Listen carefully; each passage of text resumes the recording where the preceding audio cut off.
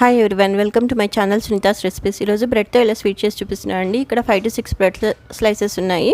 అవి చిన్న చిన్న ముక్కలుగా చేసేసి ఆరబెట్టుకున్నాను. ఆరిన వాటిని తీసేసి ఇలా నెయ్యిలో కానీ నూనెలో కానీ ఇలా ఫ్రై చేసుకోవాలి. లో ఫ్లేమ్లో పెట్టేసేసి ఇవన్నీ ఒక బేషన్లోకి తీసుకొని పక్కన పెట్టుకోవాలి. ఇప్పుడు ఒక చిన్న గ్లాస్ అంత షుగర్ తీసుకున్నాను అండి. అందులో హాఫ్ గ్లాస్ వాటర్ యాడ్ చేసేసి గులాబ్ జామున్కి ఎలా షుగర్ సిరప్ ప్రిపేర్ చేసుకుంటాం అలా చేసుకోవాలండి. ఈలోపు ఈ కాచి కొంచెం మరిగించిన పాలు ఉంటాయి కదండి, ఈ పాలు చిక్కబడేదాకా మరిగించుకున్నాక ఈ పాలన్నీ మీగడతో సహా ఇందులో వేసేసుకొని ఈ బ్రెడ్ ముక్కలకన్నీ ఇవి అబ్జర్వ్ చేసేదాకా ఉంచుకోవాలండి కొంచెంసేపు.